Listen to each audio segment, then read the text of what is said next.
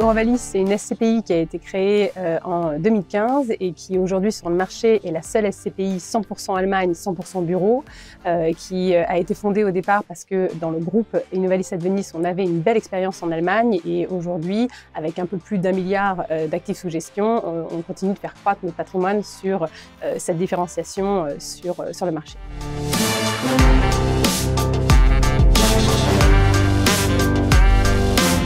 Alors, la stratégie d'investissement d'Eurovalis, c'est d'investir dans de l'immobilier Core Plus en Allemagne, du coup, de viser du coup plutôt des grandes villes, plutôt du coup le Big Seven outre-Rhin, avec toujours des locataires solides. On a plus de 80% de nos locataires qui font plus d'1 milliard de chiffre d'affaires annuel, avec des grands noms comme Siemens, ThyssenKrupp, Bosch ou Engie. Donc c'est quelque chose d'assez solide effectivement sur le long terme. Et puis enfin, on cherche à avoir de l'immobilier de qualité. C'est aussi pour ça qu'on a été chercher le label ISR qu'on a obtenu en 2022.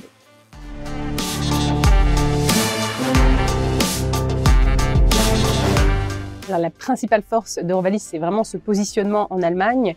D'abord parce que c'est quand même encore la première économie européenne et puis parce qu'elle a un marché immobilier 2 fois plus gros par exemple que celui de la France en termes de volume de transactions annuelles. Donc ça laisse de quoi investir.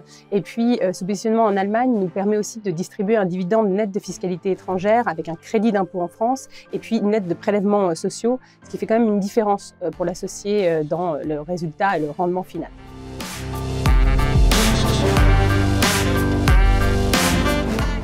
2022 a été une bonne année pour la SCPI Eurovalis puisqu'on sort un dividende brut nouvelle norme ASPIM de 4,57%, ce qui donne un dividende net de fiscalité étrangère en poche pour l'associé final de 4,37%.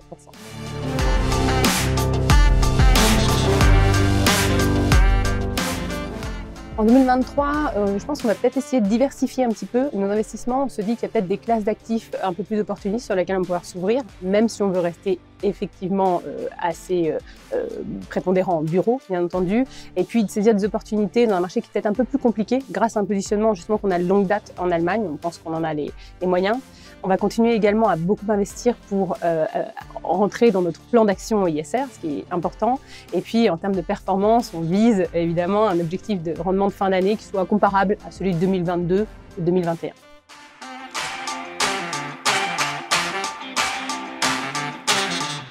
Alors, d'abord, c'est la SCPI référente, on l'a dit, pour investir en Allemagne. Le rendement net de fiscalité, je pense que c'est vraiment un attrait pour l'investisseur final.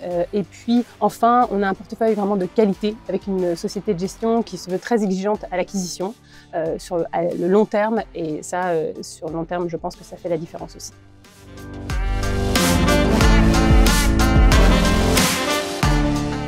Vraiment, l'état d'esprit, en tout cas dans l'équipe de gestion, c'est d'avoir ce côté où on gère l'immobilier de A à Z. Et donc, le fund manager va être présent à l'investissement, dans la gestion locative jusqu'à la distribution de dividendes. Et ça, je pense que c'est ce qui fait notre force et c'est ce qui fait voilà, que les équipes sont motivées et qu'on investit dans l'immobilier vraiment de qualité sur le long terme. Parce qu'on ne fait pas que l'acheter, on le gère aussi et on a vraiment toute la chaîne de valeur. Et je pense que c'est ce qui fait notre attrait et c'est ce qui fait qu'on s'éclate, nous, au quotidien, au travail.